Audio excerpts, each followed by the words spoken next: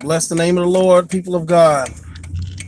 I am Apostle Michael Davis Jr., Senior Pastor of the New Testament Believers Fellowship Church. And I welcome you to our YouTube church channel. First, what I would like you to do is to give us a thumbs up, to like us, and subscribe.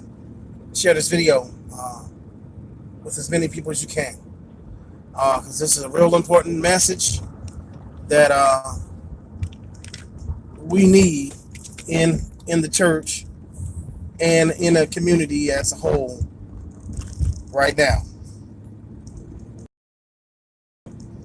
In the environment that I work at, I see such a moral decay of how these parents are not parenting. They're allowing these kids to raise themselves, and they're not parenting. They're giving these kids everything they want. They think that giving them Jordans and iPhone 6S and iPhone 10s and all this other stuff, they think that that's love, spoiling them. But no, you're giving them a false hope of what ought not to be, or foundations of what life is supposed to be. And now I'm always seeing that parents are not being parents, but they're trying to be the child's friend, or they're in competition with the child, especially when it comes to female-female relationships between the mother and a daughter. I want you to understand, when these kids are young, you got to put the fear of God in them when they're young. And you got to put your daggum foot in their chest for them to understand that they can't be disrespectful bastards. The Bible says that children should obey their parents in the Lord and honor their father and mother, for this is right, that their days may be long upon the land that the Lord gives them. So we understand in this day and age, we're seeing a whole lot of children die young. One of the main reasons that the kids dying young is because of the lack of obedience, or they're disobedient to their parents. The Bible also talks about for obey those that have the rule over you. And what is the rule? The rule is the word of God. So if your parents are teaching you in the fear and admonition of God, obey them, because they're teaching you righteousness and holiness, to live right, to be a good citizen, and to do what's right in the sight of God and all men. But the place that I work, it's a lot of demon seed kids.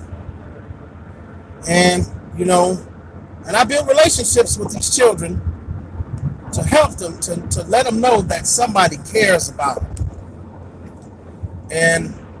But when you have a child that disrespects the person that's helping them, then it's time to take the gloves off and cut that person loose. So I was faced with a decision like that today with a child who was a troubled child when they first came to me in the beginning of the year, in the beginning of the year, and they just got utter disrespectful, just uber disrespectful, straight up. So I had to put the person out my room, put them out 2 days in a row, because it was rude, disrespectful, cussing at me like I'm some nigga on the street, and where I'm from, folk don't talk on the street unless they about to kill each other or fight. That's how it goes down in Milwaukee, in the mill. That's how it goes down. So I had to put this person out of my room and had to refer them to the authorities at the place where I work, because they were just out of pocket. And it's always been a saying, you don't bite the hand that feeds you. You don't knock out the support that's supporting you, because you cut the support that's supporting you. What leg are you gonna stand on? So what I also see in this parenting, non-parenting, I see when it's mother to son relationship, especially black mothers that coddle their sons. Black mothers, if there is a man that's involved, a strong man, I ain't say no bobtail rat, I didn't say no punk, no sissy, I said a real man, somebody takes their responsibility, somebody that don't let you run them, a real man, not no punk, not no simp, but a real man is involved with your child and you married to him and the father's not around and father's non-existent, let that man help you deal with the child to steer him in the right way he should go. Now, if you one of those parents, those mothers that coddle your son and back up their wrong, you're only hurting them. You're only giving them to Satan. You're allowing Satan to come in and you're handing them over to the devil. That's exactly what you're doing. And you can try to say that, oh no, that's not what I'm doing. You can try to think of semantics and all that other stuff, whatever it is. But wholeheartedly, when you coddle the sons and you're not allowing them to be forged by the rites of passage of being a man, you're handing them over to Satan. That's what you're doing. You're making a man act to have feminine traits, to react to situations like a female would react, instead of how men act towards situations and take care of business. Yes, I'm not knocking you women that are holding it down, that are, don't have no man in your life, and you helping your sons be shaped to be good men because of how you teach them how to treat women, but you also have the involvement of another man, your father, your grandfather, your brothers, or whomever, or a good man helping your son to be a man. But what I'm functioning on is the conclusion between good parenting and bad parenting. Yes, well, you're probably saying, well, how could you say that? Do you have any kids? Yes, I have 7 children. Me and my wife been married for 17 years. And we have 7 children. And we have both sexes of children. So we got plenty of experience in raising children. And yes, I have teenagers too. So I know what it's like in this middle period, growing up as a teenager, and then you expect certain things from your mama and your daddy, but then mama and daddy also got to put the ground rules to put their foot in your chest so you don't get disrespectful. Because let me tell you about me. When I was 16 years old, I'm in my daddy's house, and I'm thinking that I'm some hard Negro that I'm gonna tell my daddy in his house that he paying the mortgage for, that he paying the electric bill, buying all the food and giving the money for our clothes to be bought and the shoes on our feet and all of that. I think because I got my little job at KFC that I can do a little something that I think that I can talk back to this man who helped give me life. So my father told me he wanted me to make sure I clean up and do what I'm supposed to do and hurry up and get it done. And I mumbled something under my breath, said some stuff, and I said some cuss words too under my breath. And my daddy heard what I said under my breath. And he said, "Nigga, you said what?"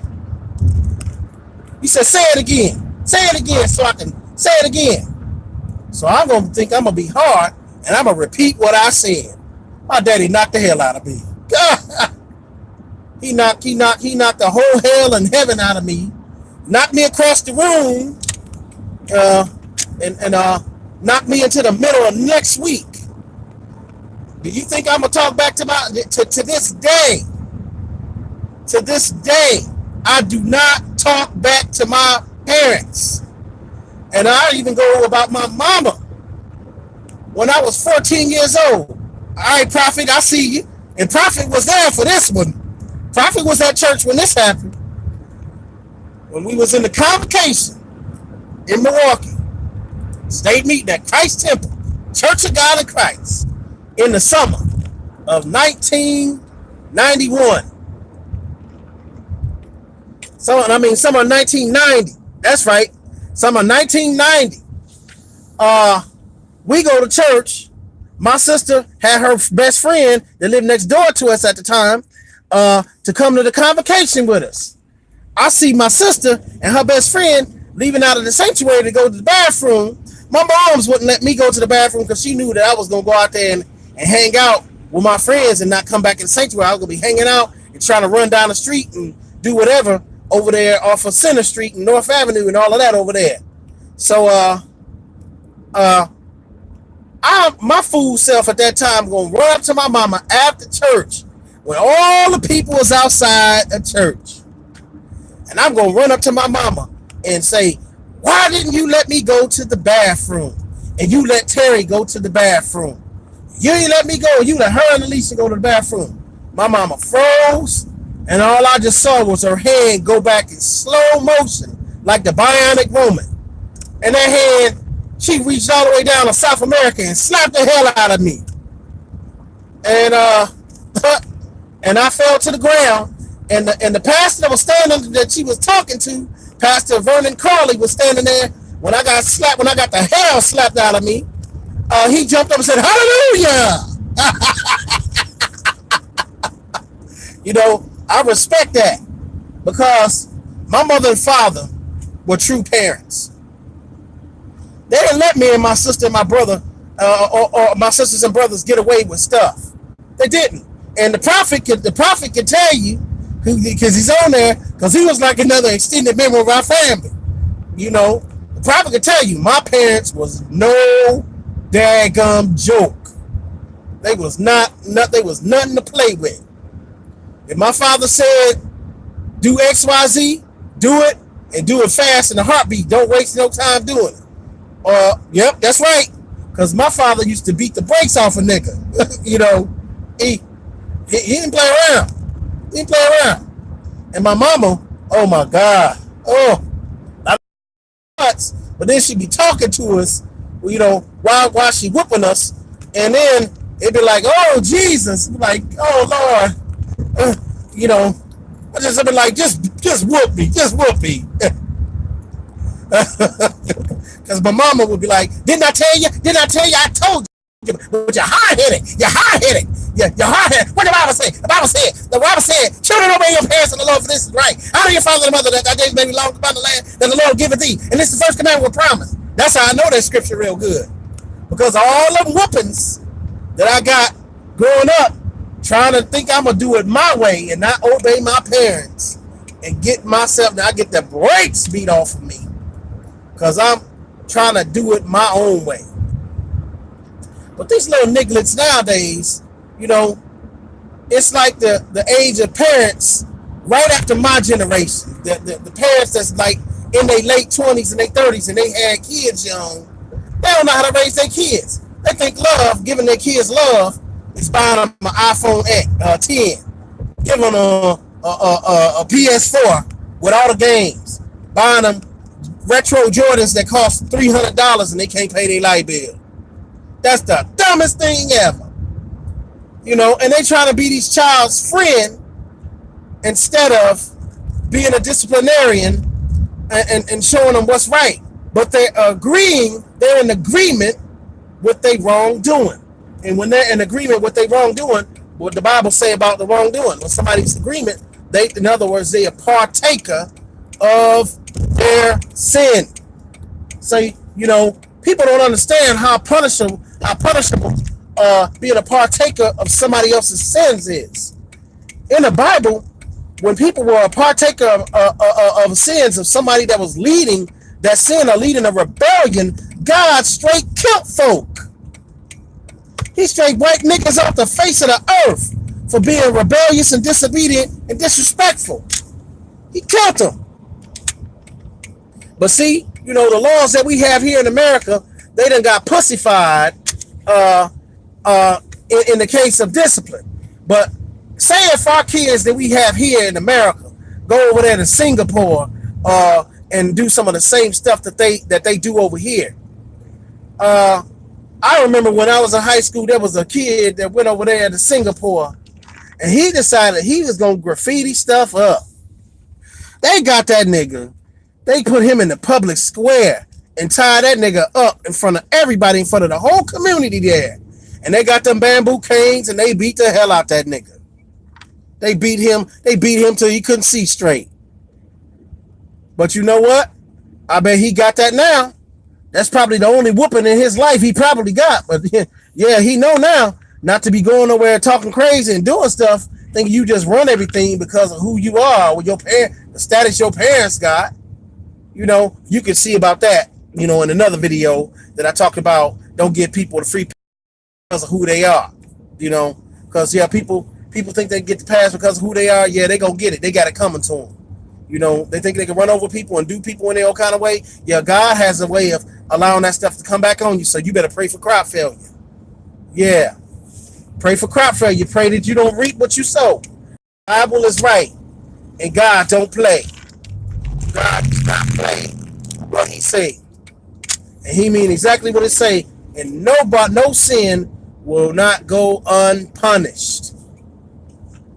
Not my sin, not your sin, not mom and them sin, not grandmama, granddaddy, and all them some gums. Ain't no sin gonna go unpunished. But these people out here that don't know how to parent their kids, you know, kids go to the educational institutions, disrespectful to the teachers and the principals in charge, and what's waiting on them after they turn 18. The law enforcement and the other things out there, the devices of Satan are waiting right on them. They waiting on them. As soon as they go out there and do the same thing that they do at school, death, hell, and the grave, and imprisonment is all waiting for them. And you know, yeah, I preach this to them every day.